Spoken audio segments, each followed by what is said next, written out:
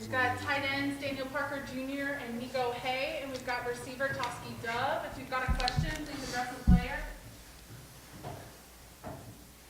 Daniel, can you maybe take me through some of the conversations in the locker room, following that loss to Kentucky? Connor said he went to each one of you guys and said, we're not going to let this define the season. Can you maybe tell me your perspective of it? Yeah, I think that's crucial for players to know that this is not going to define our season. I will say this, though, as a team, we showed great fight and great tenacity, and we showed that no matter the score that's on the scoreboard, we're always going to fight for one another.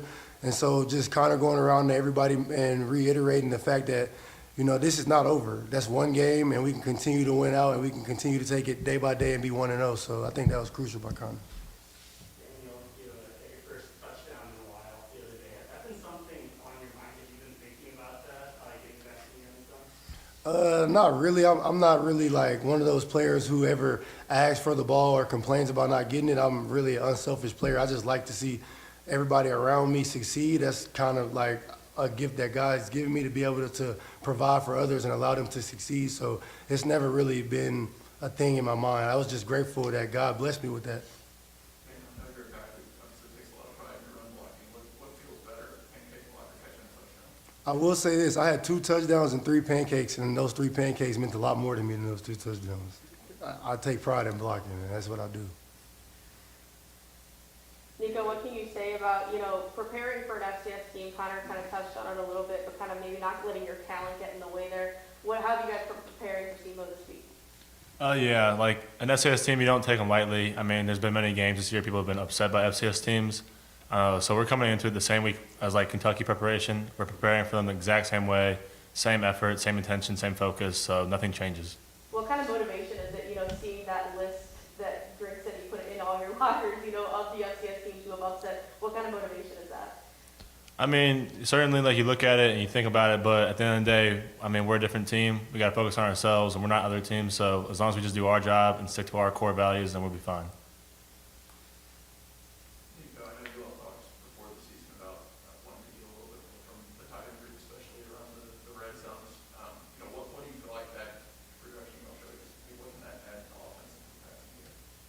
I think it showed a lot. I mean, we do it every day in practice. We kind of show what we can do. So, I mean, getting involved in the games is nice, and, getting those touchdowns is an awesome feeling because you get to celebrate with them in the end zone.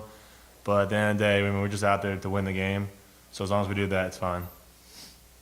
How close do you feel like passing game is maybe connecting on some more of the vertical shots than trying? I feel like we can get better at down the field passing, like 9 balls, flag routes. I feel like we can get better at that, and then in the game execute those assignments and those passes, and we'll be better off. Dusty, where have you seen JC sort of improve from last year to this year inside there? Would you repeat that? Where have you seen JC sort of improve from last year to this year? Where do you think he's gotten better? JC? Yeah. Oh, the safety? JC? Oh, I'm an offensive player, so I wasn't expecting that question. But honestly, he's improved a lot from the last season to this season. He's tracking the ball down. He's coming downhill, making tackles on some pretty big running backs, and honestly, that's impressive. And I like that. And as long as he continue to do that, his game will continue to elevate.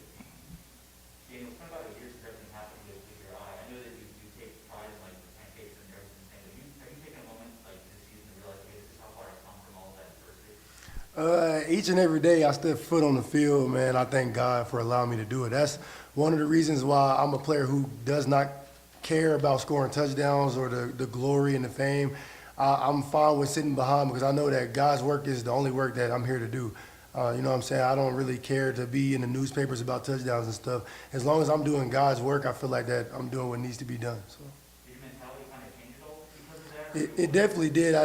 Growing up, I had a different kind of mindset, and as soon as that thing happened, I felt like God was telling me my life was moving too fast for its own good, and I just needed to slow down and realize that He's God, and that nothing is possible without Him. And once I did that, the rest is history. Did you find that sort of on your own, or was that something that just somebody talked to you about this like it was just while you're sitting and recovering?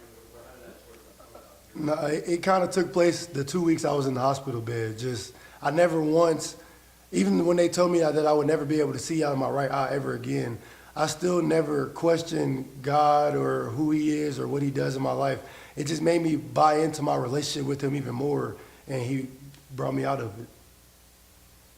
Anything else for this group? Hey, this is kind of a question for both Niko and DC, but, you know, Connor's kind of rely on his connection with Tauskie Dove a lot in his first league, but you guys also found yourself in the end zone in the first league. Can you kind of talk about your connection with Connor? I'll say that based off the way our offense is ran, I feel like Bays has a pretty good connection with everybody who touches the field. The way our offense is ran, there is no plays that are specifically meant for anybody who he may have a better connection with.